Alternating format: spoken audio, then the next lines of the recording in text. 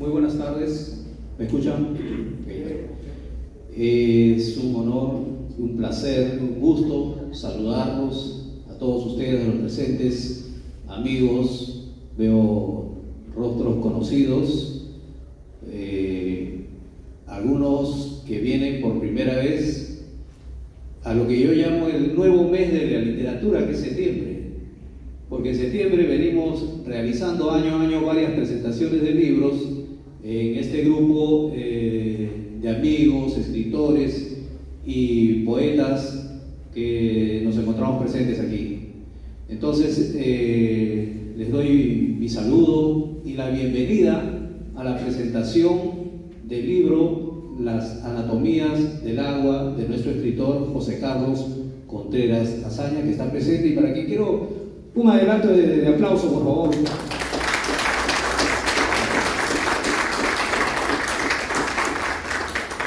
Bien, ya él nos irá presentando a él mismo es como se dice, que va a llevar la batuta de la presentación. Yo quería solo presentarme a nombre también de el nuevo sello editorial Kelka, que me honro en dirigir, en presidir, en conducir y en hacer varias de las tareas que se realizan cuando se tiene que editar un libro. La verdad que es un trabajo hermoso. Hace algún tiempo ya comencé con esta experiencia y ahora lo he convertido en, no le llamemos emprendimiento porque los emprendimientos son negocios, ¿no? Que no está mal que los haya, pero en el mundo editorial se trata de impulsar, de sacar adelante proyectos editoriales, sacar adelante el conocimiento, la literatura y todo aquello que la mente humana puede producir. Es un proyecto que ha nacido chiquito y va a ir desarrollándose. Por lo tanto, les agradezco que estén aquí presentes y para iniciar, mientras preparan nuestro video, les vamos contando que Kelka se inició justamente editando un libro de nuestro compañero José Carlos Contreras Azaña. Tenemos en proyecto, en camino ya prácticamente por nacer, un libro que se llama Verdades Ocultas sobre la Independencia del Perú. El autor está aquí presente también, nuestro amigo José Luis Vargas Cifuentes, a quien todos lo queremos y lo apreciamos mucho y le decimos Piolín. Nos acompaña y posiblemente vamos a hacer ya la próxima presentación de su libro. Y en lo inmediato también estamos editando un ensayo. Me he enganchado con los temas históricos de una autora argentina, un ensayo sobre Ventura Calamaqui y una heroína boliviana que ahorita no recuerdo el nombre. Eso está en camino. Así que esto nace, camina y yo creo que a ese ritmo vamos a seguir produciendo libros y todo aquel que se apunte y diga yo, por favor, comuníquense, ahí están los datos. Ya tenemos acá un entusiasta. Muy bien, Alejandro. Bien, los dejo con este video e inmediatamente después toma la batuta nuestro escritor y poeta José Carlos Contreras Azaña.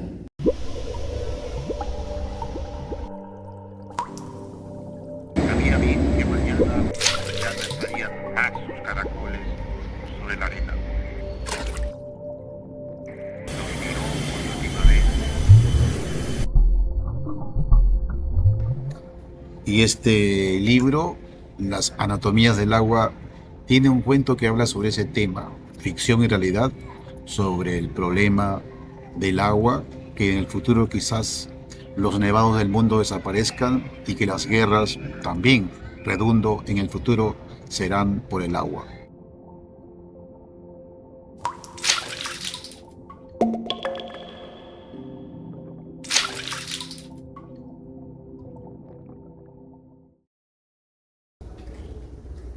Muy buenas tardes. Reitero mi agradecimiento sempiterno por la presencia de todos ustedes, porque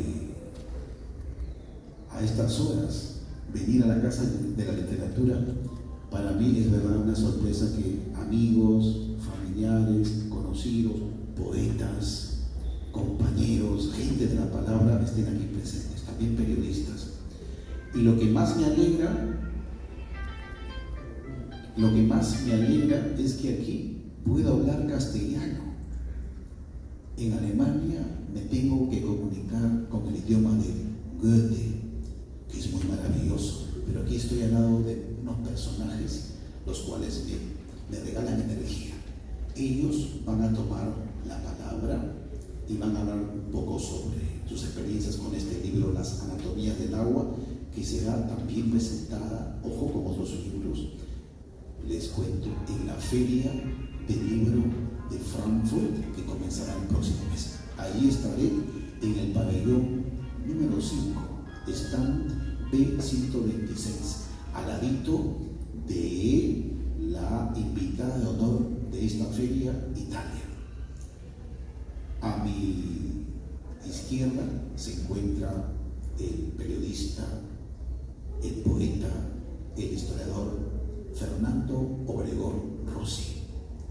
A mi derecha tengo al novelista, al editor, al arqueólogo Gabriel Rimachi Saler. Más a mi izquierda se encuentra el poeta Juan Vela, cineasta, periodista de radio y televisión, productor de cine. Juan Vela, repito su nombre. A mi derecha, más al fondo, el pedagogo, el poeta, el maestro, el hermano guadalupano Milton Pastor Neira. Falta uno, pero esa persona se llama el poeta Pedro Chu, pero él es un aviador. Quizás está en estos momentos aterrizando en el aeropuerto Jorge Chávez, porque su trabajo es como el autor del Principito. Así que, Pedro Chu, espero que aterrices con tranquilidad y si tienes tiempo, te acercas. Ahora sí, le voy a dar el micrófono al periodista, poeta, historiador Fernando Obregón Rossi.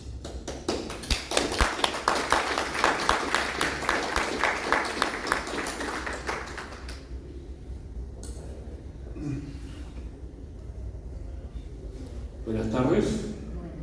A ver, ahí está bien. Esta tarde nos reunimos para celebrar la aparición del libro Las Anatomías del Agua, una colección de cuentos del poeta y escritor José Carlos Contreras Azaña, editado por el nuevo sello Hualca Editores. Este libro es una reflexión profunda sobre elementos fundamentales de nuestra existencia, donde el agua, el amor y los seres humanos se entrelazan en una época en la que las preocupaciones por el destino de la humanidad y el ecosistema del planeta está en primer plano. Las historias de Contreras Azaña no solo narran historias en las que el agua se manifiesta en todas sus formas, sino que también exploran dimensiones metafísicas y valores intrínsecos, ofreciendo una perspectiva que nos conecta con la naturaleza a pesar de sentirnos a menudo distantes de ella. Antes de continuar, quisiera expresar mi profundo agradecimiento al poeta José Carlos Contreras por brindarme esta oportunidad de introspección y aprendizaje al presentar su libro.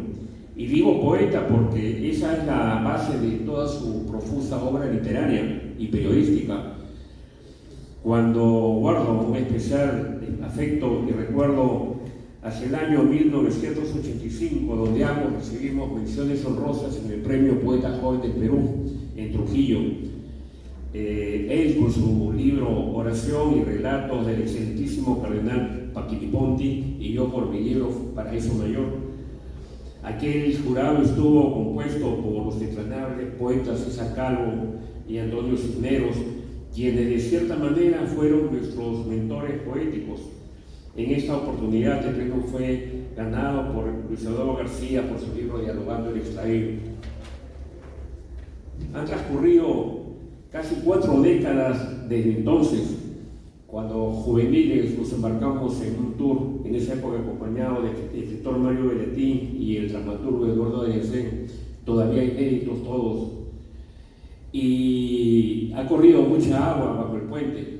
en clara alusión al libro que ahora nos trae, porque Anatomía del Agua, libro dividido en 3 partes y que contiene 19 textos, nos sumerge en aguas literarias, pero también profundamente humanas, donde la vida cotidiana fluye en toda dirección, recordándonos las verdades más elementales. Aquí encontramos a personajes que nunca estarán satisfechos con lo que tienen hasta que se enfrentan a la muerte. Gente común que siempre lucha por más, ya sea por la sobrevivencia, el poder o el amor. Personajes que son los mejores amigos cuando se utilizan, pero se decepcionan cuando más se necesitan. Aunque siempre aparece alguien que te mantiene en pie en los difíciles momentos. En ese sentido, la melancolía, aquella tristeza sumada a la nostalgia, funciona como un narrador omnisciente que traslada al lector en tiempos y geografías donde la ciudad de Lima siempre es un espacio recurrente para los más cálidos recuerdos. Las referencias de las ciudades europeas nos recuerdan la experiencia misma del autor que salió del Océano Pacífico, abandonando las playas de Chilca, Gourmet, Camaná, Callao, Miraflores y Chorrillos consignadas en el libro, y cruzando el Atlántico hasta el límite de los 7 mares, para finalmente encontrar las mismas respuestas.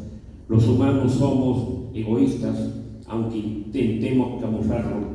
El futuro es incierto y el éxito no es más que un fracaso temporal. Es mejor hacer que pensar, pero el perdón siempre es una montaña que nunca se acaba de escalar. A la gente buena le pasan cosas malas, pero eso no significa que deje de luchar por lo que creen, o que la felicidad no siempre consiste en tener más. Cada cuento es un recordatorio de que, aunque a veces nos sintamos aislados de la naturaleza, compartimos con ella un destino común. Hoy, por ejemplo, los diarios nos trajeron las noticias de los incendios forestales y sequías en casi todos los países de América del Sur, la carencia de electricidad en el Ecuador, consecuencia de la carencia del agua, o, antes de salir, la mala noticia que el Amazonas está en su más bajo caudal después de 15 años. A través de esas páginas, Contreras Azaña nos invita a reflexionar sobre nuestra existencia y a reconocer el vínculo indisoluble que tenemos con el elemento vital que es el agua. El relato central que da nombre al libro nos ofrece una moraleja muy poderosa. Somos esencialmente agua. El agua puede existir sin nosotros, pero nosotros no podemos existir sin ella. Sin embargo, el ser humano también posee el amor, una fuerza capaz de elevarnos por encima de las más grandes tempestades, convertirnos en náufragos o ahogarnos sin previo aviso. El agua es el elemento que fluye a través de nuestras vidas y a través de las páginas del libro, ha sido un símbolo potente en la literatura universal, representando la pureza y la transformación, desde las aguas caóticas que preceden a la creación de los mitos antiguos hasta el río como metáfora del tiempo en las obras de Jorge Luis Borges. El agua ha servido como reflejo de la condición humana. En la poesía el agua es a menudo un espejo que refleja el alma calmada o tormentosa, un vehículo para el viaje espiritual y la introspección. En César Vallejo, el mar se presenta como un elemento de contradicción y misterio, representando la vida y la muerte, la esperanza y la desesperanza. Por su parte, en Arguedas encontramos el mar como un espacio de encuentro entre culturas y realidades, donde el mestizaje y la búsqueda de identidad se dan a través de la navegación y el lenguaje. Y finalmente, en Vargas Llosa, como en La ciudad de los perros, donde el mar es un fondo que marca el carácter de las personas y sus acciones, siendo un elemento que simboliza el poder y la ambición. En ese sentido, nuestra literatura también reclama la perenidad del mar. Esta relación inmemorial nos viene de nuestras culturas precolombinas, donde el agua era más que un simple recurso, sino un ser central en la cosmovisión. Un regalo sagrado de los dioses que simbolizaba la conexión entre el cielo y la tierra. La reflexión. reflexionar sobre el agua, un poquito de agua para continuar la reflexión. Que además lo demuestra que es vital hasta en el acto más insignificante de nuestra vida. Reflexionar sobre el agua en la literatura y las culturas antiguas nos invita a considerar nuestra propia relación con este recurso esencial, pero también con la literatura. El agua, en todas sus formas, sigue siendo una fuente de inspiración y asombra y un símbolo fluido de la vida misma. José Carlos Contreras nos recuerda esa verdad elemental. El agua puede ser agua-mar y puede ser agua-amor. En algunos cuentos el agua puede representar la pureza y la limpieza, mientras que en otros se asocia con la muerte y el caos. En esta relación directa con el amor y la humanidad, la fuerza del amor, por ejemplo, puede ser comparada con las olas del mar que se elevan y caen con fuerza, pero también pueden ser tranquilas y serenas. Del mismo modo, la humanidad y su evolución a lo largo del tiempo puede ser vista como un río que fluye sin cesar, llevándonos a través de diferentes etapas y experiencias. Y al igual que la literatura, el agua también es un símbolo de la transformación. Y al igual que el agua, la literatura también es un símbolo de transformación, ya que su capacidad para cambiar de estado líquido, sólido, gaseoso, y su habilidad para mezclarse con otros elementos sin perder identidad son una metáfora perfecta para lo que significa crecer y evolucionar. A través de algunos cuentos de las anatomías del agua, Contreras Estañas nos muestra cómo el agua puede ser un catalizador de cambios tanto en el nivel individual como en el colectivo. Las anatomías del agua no solo es una lectura, sino también un viaje, un recordatorio de que el amor también es lluvia, como indica en la página 5, o que el agua es más que 2 átomos de hidrógeno y un átomo de oxígeno, como indica en la página 9, o que un buen beso te podría hacer encallar para siempre, igual que un barco recula sobre la arena, como escribe en la página 14. En resumen, este libro nos ofrece la oportunidad de sumergirnos en las profundidades de la simbología y el significado del agua en la vida humana y en la literatura. Somos seres de agua huyendo sobre lo efímero. Muchas gracias.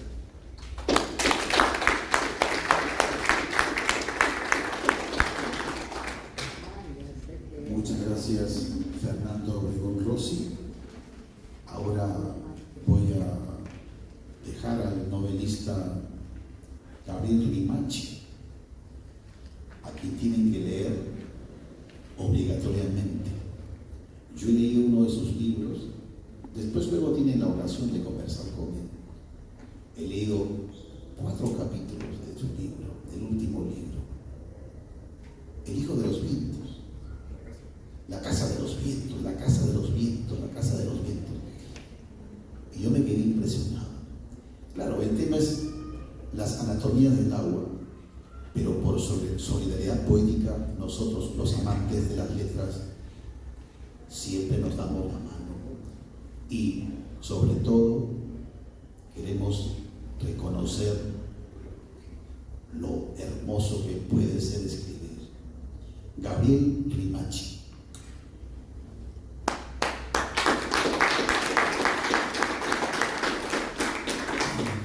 Buenas tardes con todos. Antes de empezar, quiero agradecer a José Carlos Contreras por la invitación a presentar las anatomías del agua y a la Casa de la Literatura por permitirnos el espacio.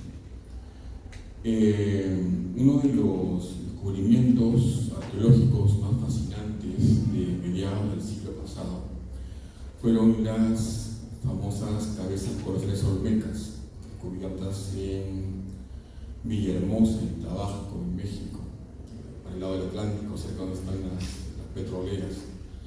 Y es fascinante porque estas moles gigantescas que deben haber visto en internet son unas cabezas de piedra, de basalto, que pesan 25 toneladas y miden 17 metros de alto, 20 metros de ancho, son gigantescos. Están labradas con ciertas expresiones particulares.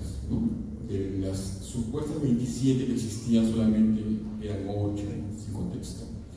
Pero hay una en particular que es muy fascinante, que es la más fascinante de todas, porque tiene tallados el rostro, la nariz grotesca, los labios gruesos de esta cabeza colosal, y tiene las orejas y un cincho en la frente.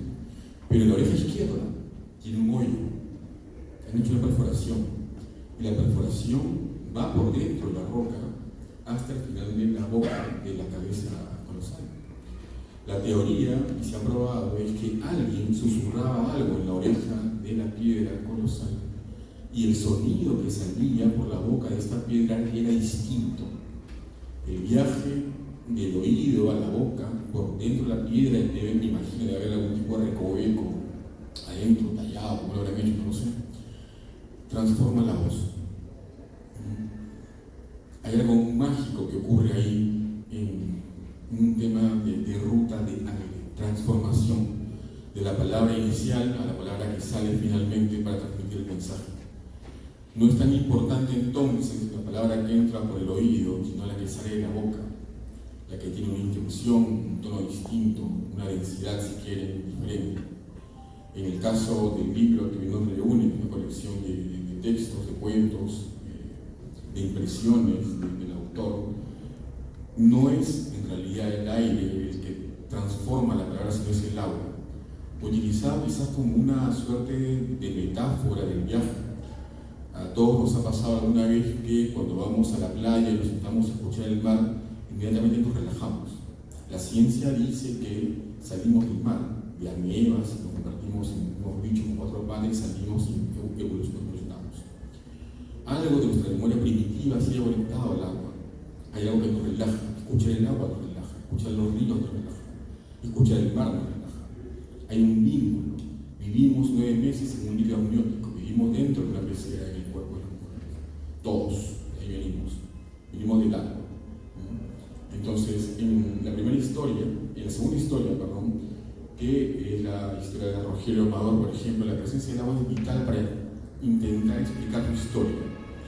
Todas las historias que van a encontrar aquí tienen un hilo conductor, un eje que les atraviesa, que es en realidad el amor, la búsqueda de, la falta de, la pérdida de.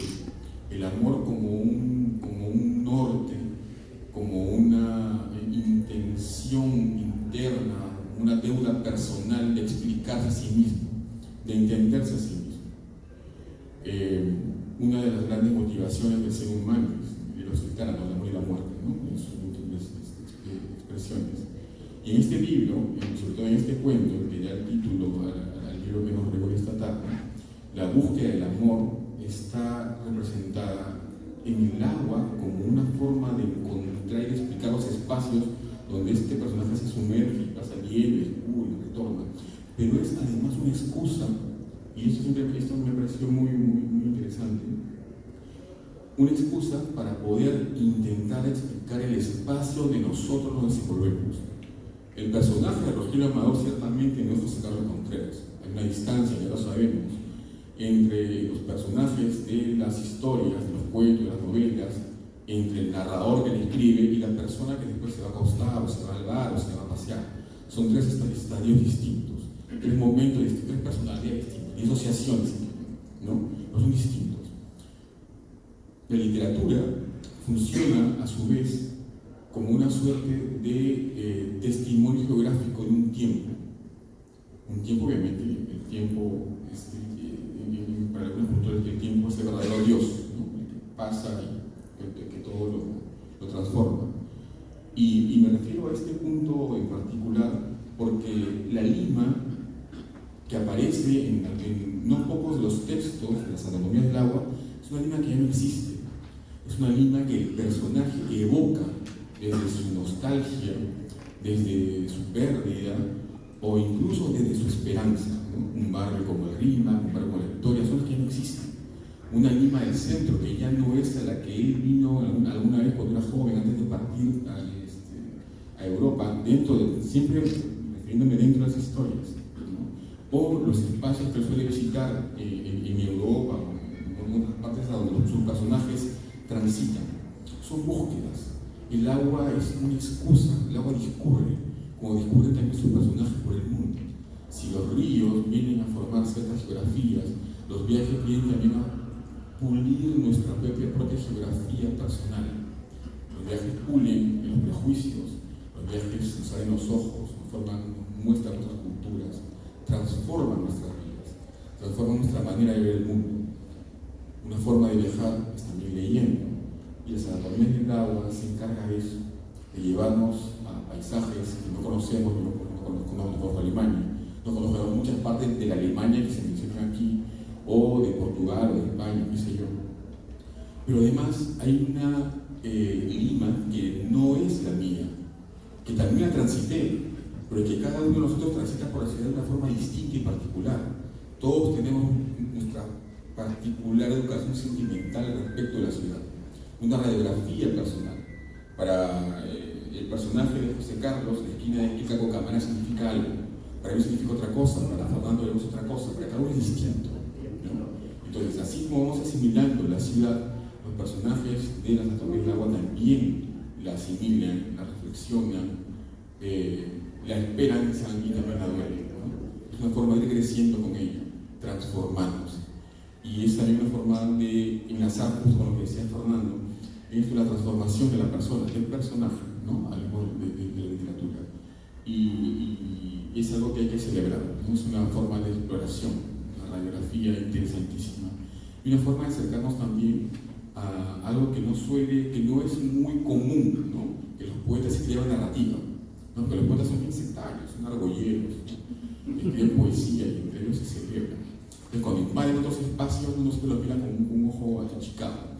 Y es grato encontrar que la buena poesía, que el manejo de esa sensibilidad particular para poder apreciar lo que nosotros, hablaré en todo caso por mí, lo que yo como un ser muy corriente no puedo ver, lo puedo hacer sí a través del ojo del poeta, ¿no?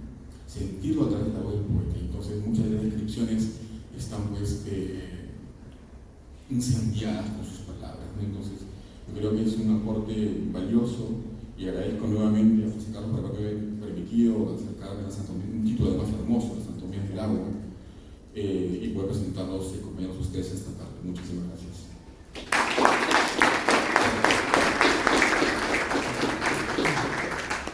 Muchas gracias, Gabriel Limachi. Luego vamos a escuchar al doctor, pedagogo y poeta y hermano guadalupano, porque yo estuve con él en las aulas del Colegio Nacional Nuestra Señora de Guadalupe, donde fue maestro, donde fue profesor, nada más y nada menos que César Vallejo, Milton Pastor Neira. Y luego estaremos escuchando como un cierre, como un broche de oro, al cineasta, poeta, cuentista, hombre de radio y televisión, Juan Vela. Pasamos con Milton Pastor Neira.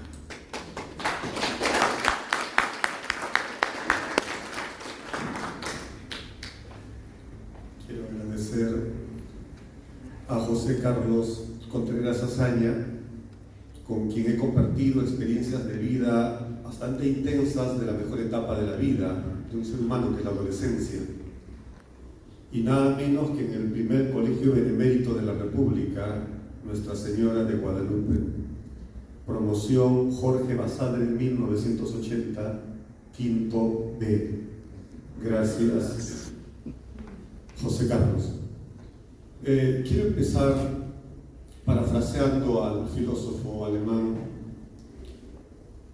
al filósofo francés, para empezar, Descartes, quien decía: pienso, luego existo. Quiero decir, leo, luego existo. Como pedagogo, para mí es importante el hábito de la lectura, y eso es lo que promovemos. De ahí la importancia de nuevas estrategias que se van implementando, como el plan lector, los maratones de lectura, las presentaciones de libro. Yo he dirigido varias instituciones.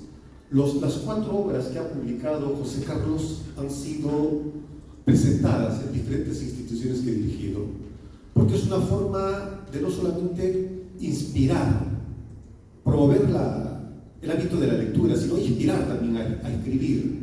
Y también es una experiencia de vida, que puede mostrar a los jóvenes adolescentes que sí es posible tener sueños que con disciplina, con valores, pueden convertirse en realidad y pueden permitirles un crecimiento personal, profesional, humano. De ahí la importancia de la lectura. Como pedagogo voy a dar esta versión para que cuenten, como dice en una parte de su narrativa José Carlos, cuando cuentan las abuelas, cuando nos cuentan los sabios de la comunidad, los escritores, los cronistas, los historiadores, historias que apasionen y que permitan esa explosión de la imaginación y la fantasía en los niños y adolescentes, que sensibilicen a la comunidad mundial sobre temas importantes, como en este caso, el autor en este caso en su libro Las anatomías del agua, nos sensibilizan respecto al tema del cuidado del agua, porque a través de la lectura y la creatividad nos encontramos con la savia de nuestra cultura, que fortalece la fidelidad y el amor por lo nuestro, por lo que somos, nuestras expresiones atávicas que dotan de espíritu a nuestra identidad y en general a toda la cultura universal, para que las generaciones venideras encuentren en sus raíces y huellas su sentido de pertenencia y las prácticas que garanticen la continuidad de nuestra especie sobre la faz de la tierra. Hace poco presentábamos el libro de Julio Villanueva en el Club Piscobamba. Quiero citar un fragmento de esa obra. Dice Julio en el libro Los Julios en Yunta: la palabra escrita es como una milagrosa fuente de agua donde nuestros recuerdos se acumulan, ya sea gota a gota o en cascadas. Tiene una corriente inacabable de ayeres y hace fluir la historia, adornándola con blanquísimas burbujas. En la obra Las anatomías del agua, la palabra escrita es un medio donde José Carlos Contreras Azaña, con estilo ágil y sobre todo ameno, despierta en el lector reflexiones y problematizaciones ontológicas, desde preguntas sencillas, simples, hasta interrogantes con altísima demanda cognitiva. La obra, como dijo quienes me antecedieron, tiene 3 partes: del amor al agua, la primera parte; la segunda, la muerte y el agua y medios de comunicación; y la tercera parte, sueños interiores. El título, Las anatomías del agua, es un tributo con el que el escritor rinde la valoración al agua como líquido vital y su uso racional, que por cierto muestra esa dinámica dialéctica entre la razón, la voluntad y el sentido del deber. Aquí me estoy refiriendo a ese protocolo kantiano en la obra de la crítica a la razón pura, cuando Kant señala que es importante la razón para sensibilizarnos, para que surja el sentido, para que surja la voluntad y como consecuencia el sentido del deber, al que yo en esta presentación voy a llamarlo tesis. Y a eso el gusto por la sensibilidad estética, el buen gusto por la lectura como antítesis, y luego donde fluyen ideas, opiniones, sentimientos, carga imaginativa y creadora, legado cultural y otros eslabones en la cadena que se atan a modo de síntesis. Las historias contadas y escritas por el escritor José Carlos nos presentan como protagonistas a personajes comunes y silvestres. Los escenarios son Alemania, España y la niñez de sus ojos, el Perú, y en el Perú distritos de la Gran Lima, especialmente el RIMAC. También hace mención a San Juan del Urigancho, a La Victoria. Y respecto a Lima, decía Gabriel cuando en su exposición que es una Lima que ya no existe. Yo pienso que en el RIMAC todavía parcialmente existe, Gabriel. Yo estuve como director del colegio Lucy Rini, que está nada menos que en la Alameda de los Descalzos, el año 2010, 2011 y 2012. Y leer la obra de José Carlos me volvió a hacer vivir esa experiencia. Y quiero compartir con ustedes la lectura del fragmento referido a esta parte de Lima. Dice: la garúa producía un adoquín húmedo de niebla que se posaba entre las calles adyacentes al puente. El río pasaba silente y el teco algo turbio y de color oscuro. Tantas veces había visto dos guardias dormitando de madrugada en la plaza de armas. Conocía Lima como sus pies, como sus zapatos relumbrando bajo el farol nocturno posado en una esquina herida. Si hubiera tenido más pies, seguro que caminaría Lima 1000 veces en una noche. Iría hasta el espigón del puente, rodeado de pelícanos noctívagos y aves migratorias. Volvería al parque universitario para postarse bajo la soledad de sus palmeras y escuchar su reloj alemán marcar la soledad en punto. Bajaría por Balta, subido en la neblina pasajera, muda y sonolienta. Subiría al morro con una linterna escondida, meditabundo y perdido. Lima tiene su pelambre ocioso, su algoritmo oscuro e hipertenso, y te puede secuestrar inmediatamente a los guariques más ocultos y a los más placenteros y más execrables. Quiero complementar esto con el fragmento de la misma obra que hace honor al título, Las anatomías del agua, que están en la página 31 y 32. Dice: cuando Rogelio Amador, que es el protagonista de esta obra, de este título, dice: vivía en el Rímac, contemplaba en su infancia con ojos advenedizos los carruajes invisibles que jalaban corceles de colores por la Alameda y el Paseo de Aguas. Todo lo miraba desde el Cerro San Cristóbal. Allá abajo hervía la sed de los viandantes en verano que poco significaban para él, y sin embargo lo recordaba todo: las palmeras del parque, la arena de los toreros, los mendigos de la esquina, los carteristas hambrientos, la viuda caminando lentamente, las monjas huidizas, los caballos eremitas, el olor a cerveza de la fábrica azul, el perfume de la gaseosa amarilla, el vendedor gritón de sanguchito y el palo santo. El tiempo le mostraba la careta real del lugar donde estuvo sin piedad como un responso a medianoche.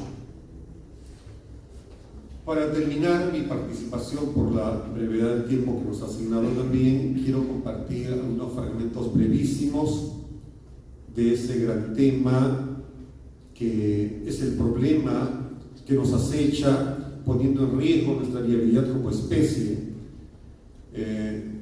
que es importante y que está vinculado a esta cultura del cuidado del agua. Voy a leer brevísimamente algunos fragmentos, uno en la página 11,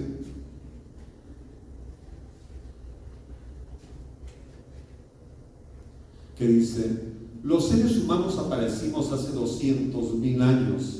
Desde un tiempo a esta parte se observa que los mares, los ríos, los lagos cambian y algunas especies van irremediablemente desapareciendo. Los glaciares se deshielan, los polos también, causando sorpresa entre todos. Se espera que para fin de siglo ya no haya ningún nevado en el mundo, lo cual quiere decir que las guerras del futuro serían por agua. Hay varios fragmentos vinculados a este tema, pero para no cansarles voy a compartir con ustedes un fragmento más, en la página 18, que dice: el cambio climático es una amenaza y muchos siguen haciendo algo para contrarrestarlo. Se podría decir ahora que en muchas partes del mundo la felicidad se mide con un bidón de agua, un solo bidón que sacia la sed de un tiempo indeterminado. Además existen otras cosas que preocupan. Por ejemplo, en las regiones de las grandes ciudades, las aguas freáticas están disminuyendo su volumen debido también al consumo de los ciudadanos, lo que conlleva a que los bosques se afecten, mueran, y si los bosques sufren, cambia todo el sistema completo. Se extrae menos agua del aire y todo se vuelve seco, lo que nos lleva a la desertificación. Gracias, José Carlos, por hacerme partícipe de la presentación de tu libro. Invito a la concurrencia a adquirir el libro fe con esta obra. Muchas gracias.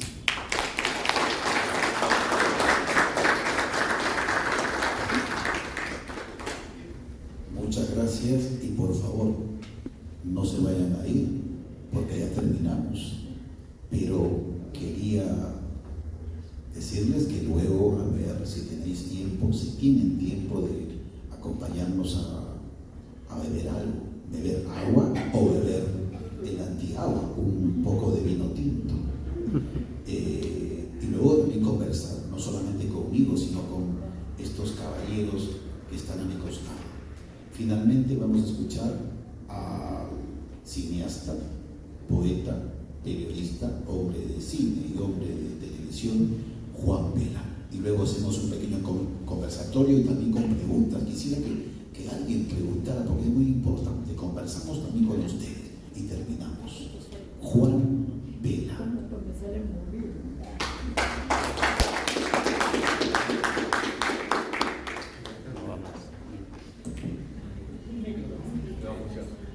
No sé si me escucha. No suena. Hay que parece que no se conecta.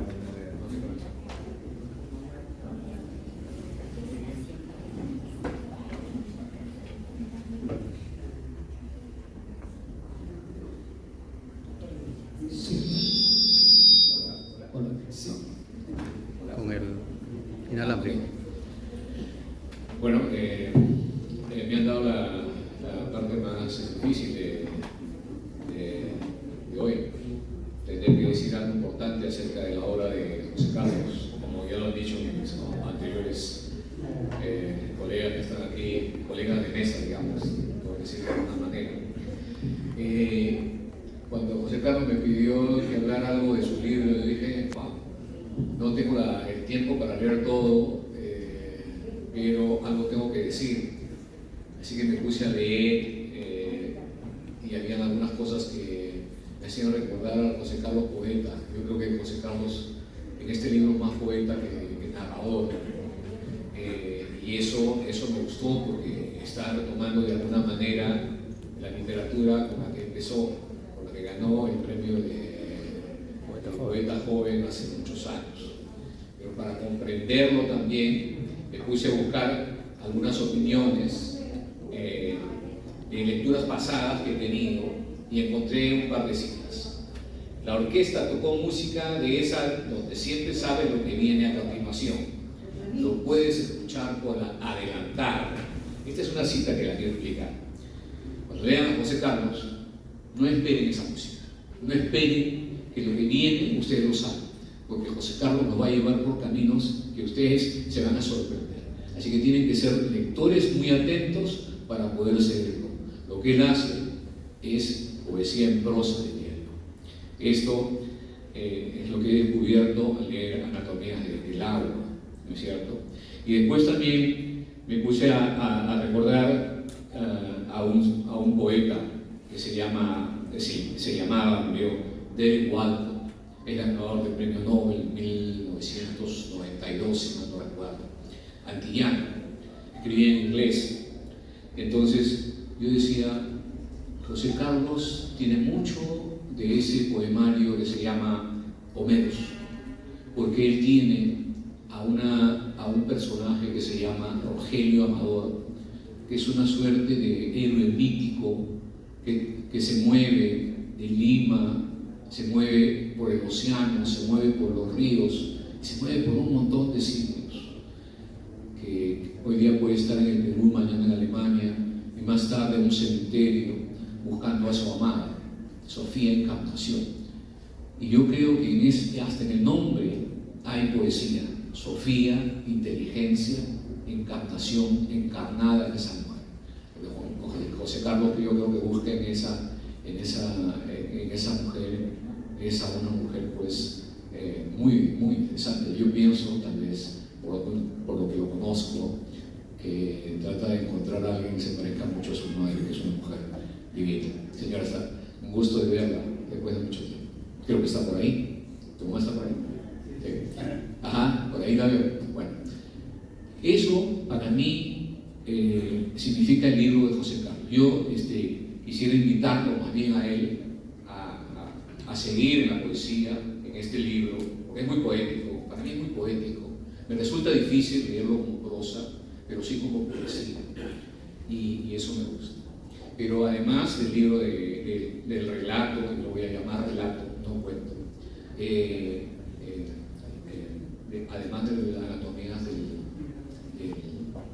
del agua, tiene otros relatos muy interesantes. Ustedes, si han leído, seguramente van a recordar el meteorito, ¿no? Ni siquiera hablan de un meteorito. Bueno, el meteorito es algo que está metido ahí en esa narración, pero de lo que hablan es más bien del extraterrestre que ha llegado a vivir a la Tierra, porque la Tierra tiene cosas maravillosas y no se quiere ir, y el meteorito ha venido por él.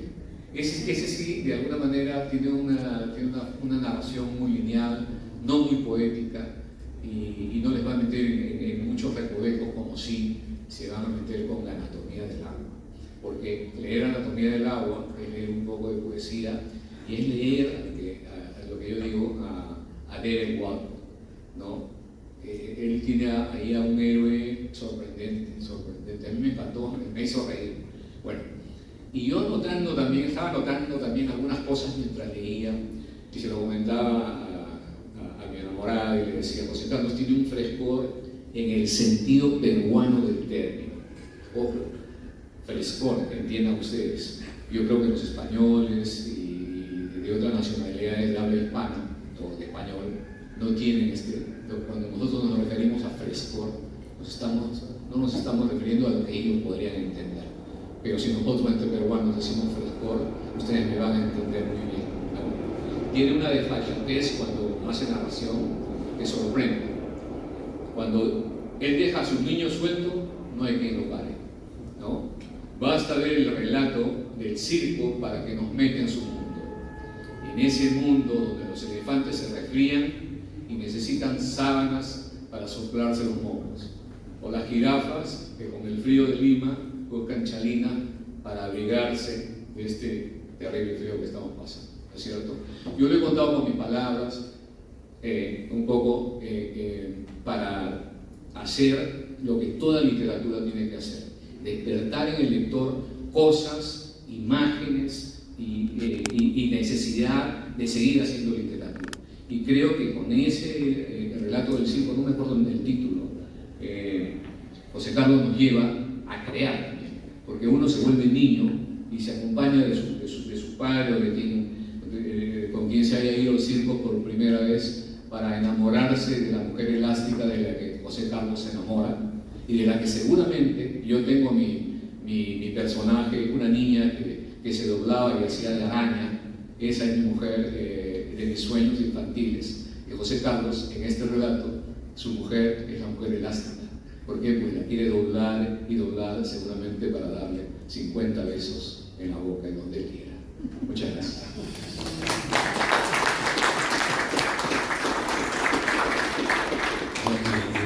El poeta y cineasta Juan Vela, quien está trabajando algo secreto con algún cuento mío, lo que agradezco. Yo quiero, por favor, que el poeta y escritor y editor Jack Flores Vega me haga un recuerdo tan erótico, porque estas fotos son inmortales. Por favor, Jack, si tú fueras tan amable, irte para la parte trasera y tomar esa foto con las cabecitas de las personas que se encuentran presentes, porque esa foto me la voy a llevar para Alemania, y esa imagen quiero tenerla para hacer un texto. Y ojo, también hay muchos periodistas en Europa que me piden fotos. En la parte trasera, por favor, ya muy atrás, que se vean las cabecitas de las personas que están aquí. No los veré, no sabré quiénes son, pero los tendré en el recuerdo y quiero hacer un texto sobre eso. Ya que el tiempo corre y ya nos vamos a ir a tomar aguas o vino tinto, con bocaditos. Por favor, yo solamente quisiera decir algo. Muchas gracias.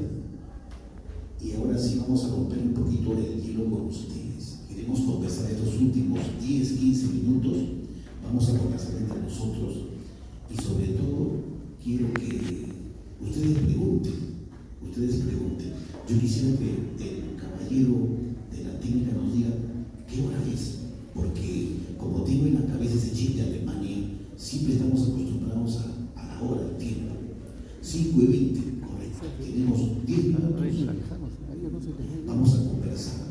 Y yo voy a comenzar, atención, hablando sobre mi recuerdo muy cortito, y si alguien tiene una pregunta, inmediatamente levanta la mano.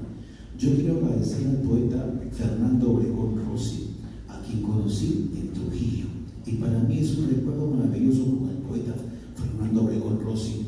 He tenido ese sueño de querer reunir a todos los premios poetas jóvenes del Perú, jóvenes, adultos y viejos. No sé si habrá venido aquí hoy día el poeta Barco, no lo veo, pero ese es mi sueño. También quiero agradecer a Gabriel Rimachi, que se encuentra a mi derecha, y sobre todo estoy con unas ganas de terminar los últimos capítulos de su libro, que es maravilloso. Y también quiero luego compartir unos segundos, unos minutos con Milton Pastor Neira, que se encuentra más a mi derecha, con quien hemos estado en los claustros guadalupanos al lado de Raúl Benítez y de Jaime Guardia, nuestros amigos que se encuentran presentes. Abrazarlos a ellos y tener en la memoria a los amigos que se han ido, como nuestro amigo Fantito. ¿Qué nombre tan literario? Fantito. Era un amigo de nosotros. O sea, Elefantito, Fantito. Que en paz descanses, amigo.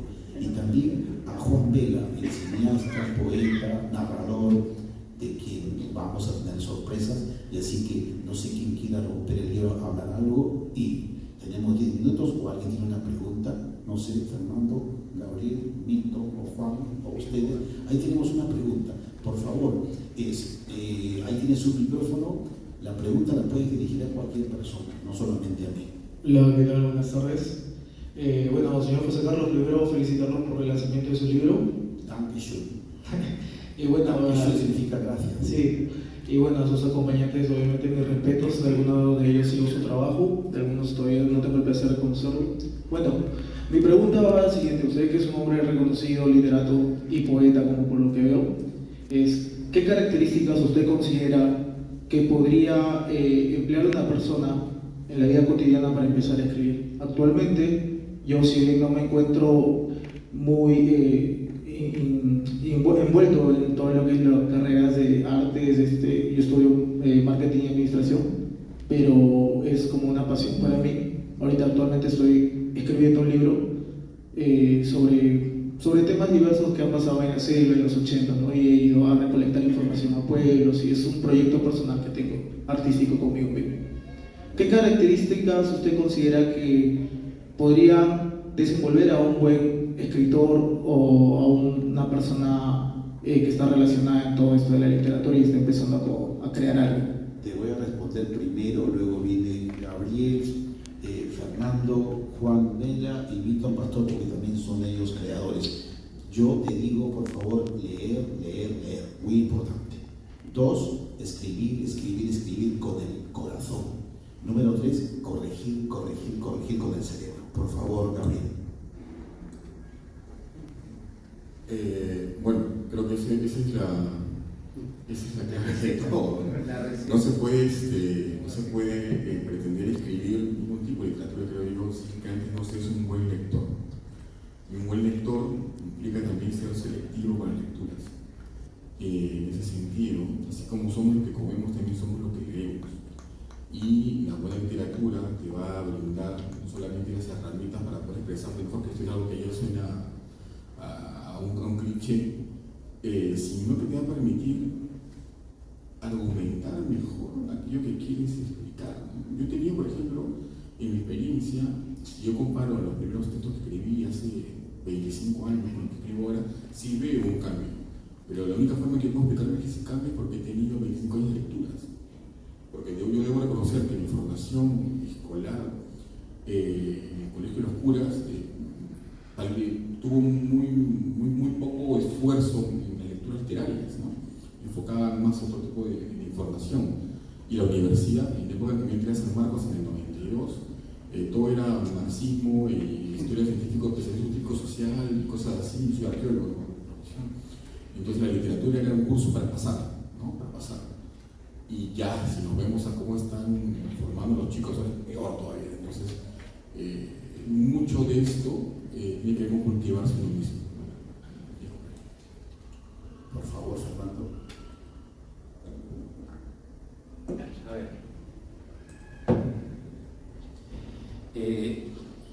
No es receta para ser escritor o para ser poeta. Sin embargo, creo que lo importante son algunos modos esenciales de asumir la creación literaria. En el caso de José Carlos y el mío y el mismo de Gabriel, hemos tenido nuestro trabajo literario casi conviviendo con el periodismo.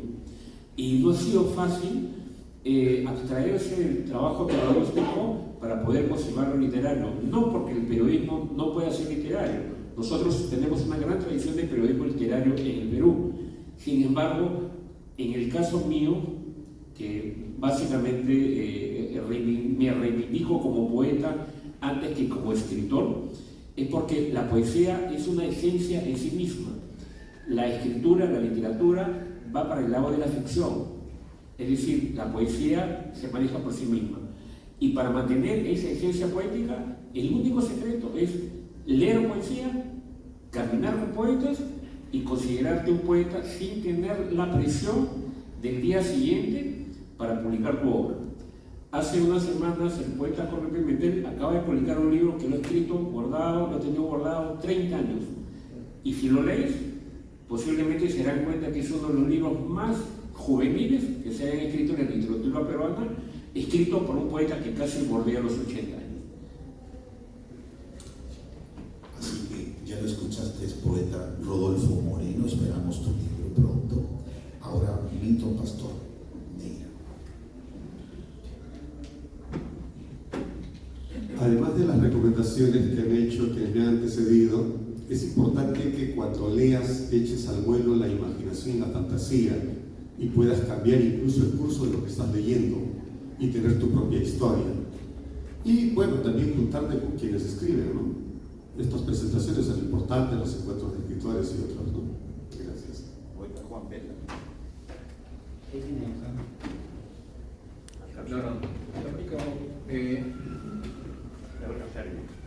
Poeta Juan Vela. José Carlos tiene un casi compatriota, digo compatriota, un vecino de Carl Husserl, ¿cómo se llama? Carl Husserl. Bueno, ahí vive un filósofo coreano que él está investigando todo este asunto de lo que nos hace correr a los seres humanos. Todos queremos, yo quiero ser esto, y corremos, y si no alcanzamos, eso se llama, creo, algo del cansancio, la filosofía del cansancio, si no recuerdo. No me acuerdo el nombre del filósofo, es coreano. Byung-Chul. Exacto, Lolito Gozán. Y él dice que todos estamos corriendo. Entonces, ¿qué pasa con los jóvenes que están haciendo literatura o que quieren hacer literatura? Quieren publicar, porque quieren ver su nombre ya. Y entonces, en ese apresuramiento, se meten cabezolos y evidentemente no maduran. No han leído lo suficiente, no han escrito lo suficiente, no han vivido lo suficiente. José Carlos vive en Europa y si tú ves su Facebook para recorriendo diversas zonas. Acabo de leer una entrevista que le han hecho en Expreso y ha estado en Albania. Yo he vivido 12 años en Nueva York. Entonces, de alguna manera, tú tienes que vivir, ganar toda la experiencia del mundo, leer y sobre todo releer y escribir. Hoy día me encontré con un tipo que me dijo tal cosa y lo que salga, que no tengas miedo a lo que salga. Si sale basura, no importa, ahí en esa basura va a salir una flor y esa flor la tienes que cultivar como el principito, ¿no? Cuidarla y seguir y leer y releer. Lo importante es releer. Yo cuántas veces he leído el Aleph de Borges, más de 30 veces, y cada vez me enamoro más. ¿Cuántas veces he leído un cuento de Ribeiro que se llama Los Merengues? Ese niño pobre que de pronto le roba 20 soles a su mamá y va a comprar merengue 20 soles. En la época que está narrado, el vendedor le dice, sale acá, seguramente le has robado 20 soles, ¿quién va a comprar 20 soles de merengues? Y le has robado a tu madre, ya váyase de acá. Pero ahora tú vas a la tienda, otros tiempos, 20 soles, ¿no quieres más? Es otra manera de ver el mundo. Antes había cierto, todo el mundo cuidaba de todo el mundo, ahora a nosotros no nos interesa. Y por lo tanto, que no te interese el hecho de estar hay muchos libros que se venden, pero van a estar un tiempito nada más y después van a desaparecer porque son de momento. Los libros, esos que se escriben con lo que ya sabes, esos perduran. Hay que sacarse la mugre. Así que, de alguna manera, si esto te sirve, bueno. La última.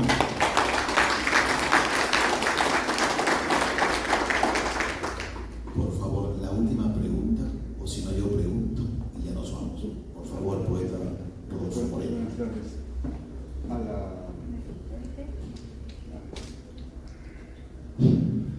Buenas tardes. A la satisfacción que tuve de conocer a Juan Carlos y de encontrarlo acá, ahora sumo una alegría inmensa de encontrar dos hermanos guadalupanos en la mesa. Seguramente atrás hay algunos más.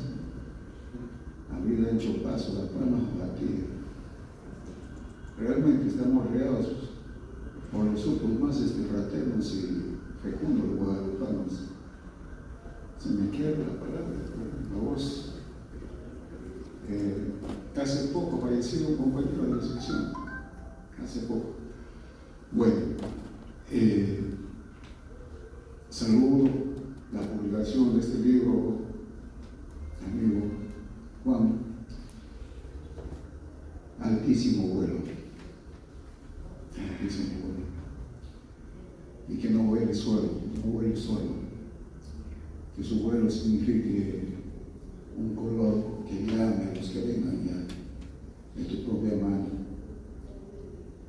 Me alegra muchísimo que se editen, que se publiquen libros, que se reediten libros, porque se supone que están los tesoros, ¿no?, de la vida, las experiencias fermentadas de las personas más sensibles, más sabias, más capaces, más preparadas. Y se supone que están al alcance de la gente, de los jóvenes, de los niños.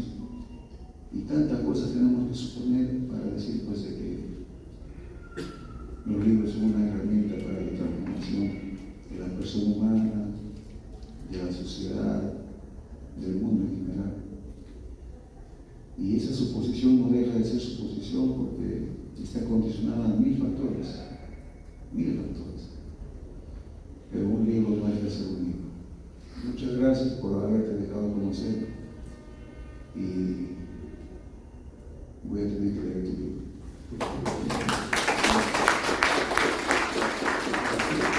Ahora sí vamos a terminar, pero antes, así como yo conmino al poeta Rodolfo Moreno seguir publicando, porque ya un editor publicó algo de él, como igual lo hacía Gustavo Armijos con mis poemas, que me los robaba, perdona Gustavo, y los publicaba en La Tortuga Ecuestre, y salía muchas críticas encaretas, decían hay una voz nueva en la literatura peruana, y me nombraban a mí, pero ya jovencitos como Fernando Obregón, ya con el premio Poeta Joven del Perú, que había ganado José Watanabe, Javier Heró, decíamos, ¿qué más puedes ganar? Ya has llegado a la cúspide, a lo menos que tendríamos que ganar otro premio internacional. Poeta, por favor, amigo, que preguntaste, sigue adelante, y yo no sé si alguien tenga algo que decir. Vamos a cerrar esta sesión, este encuentro de amigos, de hermanos de la palabra, con el agradecimiento más profundo de su asistencia a este lugar sagrado, que es la Casa de la Literatura, y como siempre, con la imagen de nuestro hermano César Vallejo, quien me acompaña siempre a donde voy, porque cuando he ido a congresos internacionales y me han visto la cara, pues una cara extraña para ellos, me han preguntado, ¿de dónde eres? En todos los idiomas, ¿de dónde eres? De Perú. Y la mayoría me ha dicho, pues, César Vallejo, y me ha abrazado. No me decían Machu Picchu, no me decían otros nombres. Pero la última anécdota fue en Albania, como lo acaba de decir Juan Vela. En Albania cometimos un error, porque nos gusta mucho caminar por los montes con mi familia alemana. En Albania cometimos un error de no llevar suficiente agua y de pronto nos faltaba casi unas 3 horas para subir una cúspide y nos faltaría por lo menos unos 4 litros de agua. Así que a mi familia la dejé bajo la sombra de un árbol y yo dije, me voy al pueblo abajo a buscar agua. Pero antes de llegar al pueblo encontré una finca. Me decidí a tocar la finca y una señora salió por un balcón y yo mostré mi botella de agua vacía y lo moví así. Y con ese lenguaje semiótico ella comprendió, este hombre tiene sed. Vino un señor a abrir la puerta y me preguntó también, ¿de dónde eres? Y yo le dije, Perú. ¿Y saben lo que dijo? Teófilo Cubillas. Y yo me quedé asombrado. Y gracias a Teófilo Cubillas me llevé 5 litros de agua. Gracias a agua.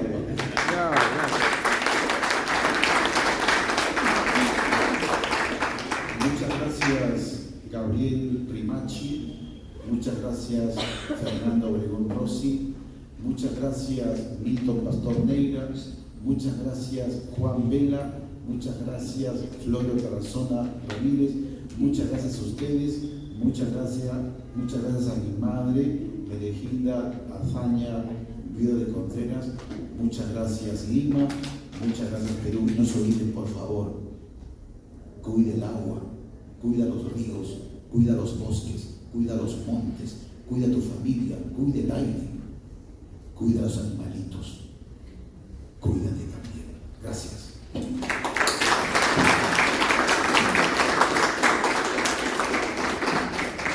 Bien, muchas gracias a todos. Por favor, no se vayan. Los invitamos a pasar en la parte posterior. Está la zona de compartir, donde vamos a ya relajarnos un poco, conversar, departir, pedir los autógrafos.